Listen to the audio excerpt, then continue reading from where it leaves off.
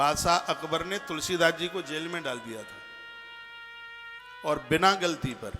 बात इतनी सी थी, सुबह का समय था, बाबा तुलसी आ रहे थे, किसी गांव में एक जवान की मृत्यु हो गई।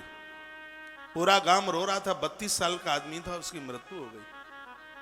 और जैसे ही महात्मा तुलसी उस गांव से निकले,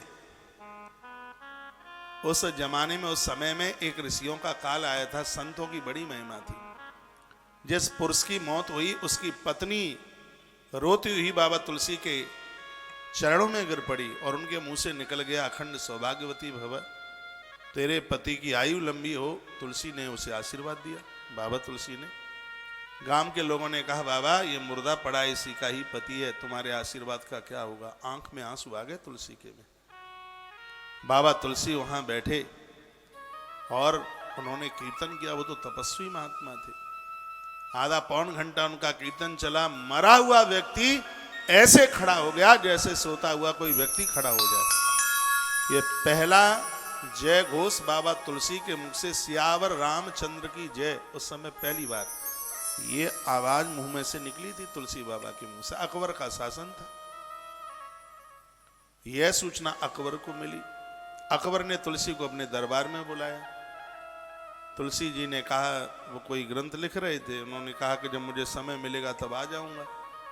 तो अकबर को इसमें अपना अपमान, उसने समझा कि मेरा अपमान हुआ है, मेरी बात नहीं मानी, मैं राजा हूं। फतेहपुर सीकरी, ये भरतपुर और आगरा रोड पर यह शहर पड़ता है, यहाँ इसकी गादी थी। वहां की जेल में बाबा तुलसी को डाल दिया। बाबा तुलसी जेल में सोच रहे थे कि पढ़े पढ़े यहां करें क्या। तो उस समय उन्होंने एक और अद्भुत साहित्य इस समाज को दे दिया, जिसका नाम था हनुमान चालीसा। 40 दिन तुलसी बाबा जेल में रहे। 40 दिन, 40 दिन में उन्होंने 40 चौपाइयां हनुमान चालीसा की लिखी। देखिए तपस्वी की महिमा। जब वो 40वां दिन था, लाल देह लाली लसे और धर लाल लंगूर, बज देह दानव दलन जय जय जय कपसूर लिखा। पूरी फतेहपुर सीकरी बंदरों के मारे भर गई। बादशाह अकबर का सब पूरा महल चारों तरफ से बंदरों ने घेर लिया। उसके पास जो अनुयायी लोग बैठे हुए थे, कहा कि तुमने एक साधु का अपमान किया है, ये उसका परिणाम है, ये हनुमान का रूप है, ये तुम्हें छोड़ेंगे नहीं। अकबर ने हाथ जोड़े और कहा, मुझे इतनी मोहलत दे दी जाए कि मैं एक बार माफी मांगकर इस साधु से आ जाऊं। बंदरों ने रास्ता दे दिया। और जब वो अकबर बाबा तुलसी के पास में पहुंचा, लंबा होकर के गिर पड़ा, कहा, महात्मा मुझे क्षमा कर दो। बाबा तुलसी ने कहा, गलती तूने बहुत बड़ी की है, अब तू फतेहपुर सीकरी छोड़ के चला जा।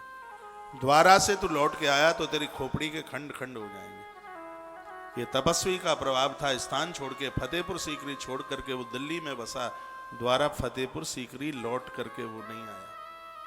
इतनी सी बात मैंने कही है, तपस्वी की तपस्या में बहुत बड़ी ताकत होती है।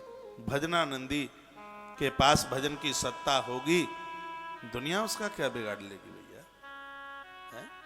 साधक के पास में साधना होनी चाहिए। ब्राह्मण को उसके भजन से जाना जाता है, उसको 3 काल के संध्या से जाना जाता है। मैं कहीं किसी कथा में बोल रहा था, भैया ऐसा जीवन जियो पता तो लगे कि तुम ब्राह्मण हो। 1000 लोगों के बीच में तुम्हें खड़ा कर दिया जाए तो पता तो लगे कि तुम ब्राह्मण हो। लेकिन तुम में और जूते चप्पल के दुकानदार में कोई अंतर पता नहीं लगता। काहे के ब्राह्मण? पता तो लगे कि तुम ब्राह्मण हो। कहीं से ब्रह्म तो छलके तो सही, कहीं से लगे तो सही कि ऊर्जावान हो, तुम्हारे चेहरे पर तेज है। कहीं से कुछ लगे तो सही, तुम्हारे रूप से, तुम्हारी पोशाक से, तुम्हारी वेशभूषा से पता तो लगे कि तुम ब्राह्मण।